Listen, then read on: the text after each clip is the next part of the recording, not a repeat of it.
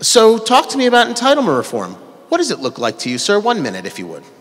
Well, I think we are going to have to look at approaches that stabilize these programs in the long run.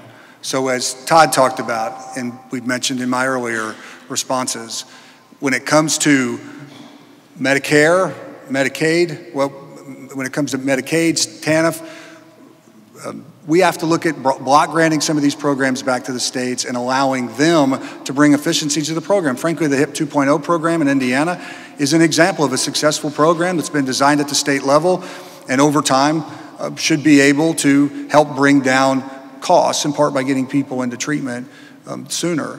I do think that we're going to have to look at other reforms. And listen, as Republicans and as conservatives, we have to have courage about talking about what else can be done to preserve and protect Social Security and Medicare. I mean, I have said before that we may need to look at, particularly and really almost exclusively for folks that are under the age of 50 or so, raising the retirement age over time so that people are able to have access to that program and continue to have affordable, the benefits that come with Social Security. Over time, we may look at some kind of mean testing of those programs as well. Listen, I can tell you that I believe when you go around and you talk to Hoosiers, they are way ahead of their leaders on this issue. They understand we have a crisis and they want to see us address it. Rokita, 1 minute, please. Listen, like I said before, what we have to do is strengthen these programs so that they're around for those that are on or near to be on them and there for the future. And you have to send the right kind of leadership up there. Dude, I have written 5 or 6, 7 budgets now that lay out a very detailed plan about how to do that. And we have to have the courage in the Senate to do it. The last example of that was the health care reform that we were 1 vote away, like I said, from sending to the president's desk. And rhinos and Democrats stopped us from getting there. If we have the right people there with the political courage to act now, we don't have to affect our grandmother's check. We don't have to. We could focus on a new deal for people my age, my kids' age, so that we can plan for it. And that's where what's the essence of our plan was. Very responsible. Joe Donnelly demagogues it, scares the seniors. Liberal Democrats, socialists, that's exactly what they do, and we can't have it. Who are you going to trust to really do that? Mike Braun, 45 tax increases. Luke Messer, stadium tax increase, property tax increase.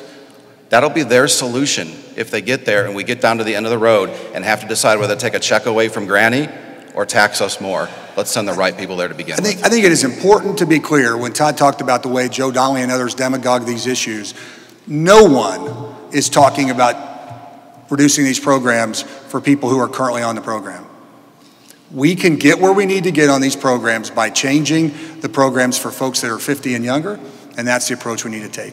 Mr. Braun. It took a while for both of them to get to the real heart of the matter there. Yes, you're going to have to make those hard decisions, and it should have been done a long time ago. We're creeping up on this becoming a calamity in 6 to 8 years. So in a business, you wouldn't wait that long before you made a decision. You'd have to do it way before then, or else you'd go out of business.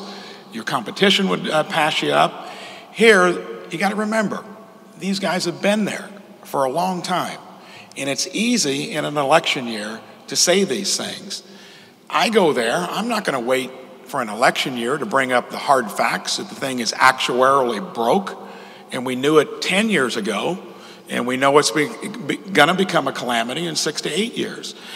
That's why I think you got to look at who do you think is going to go there and make those hard decisions because of their life's experiences, and not just talk about it in an election year.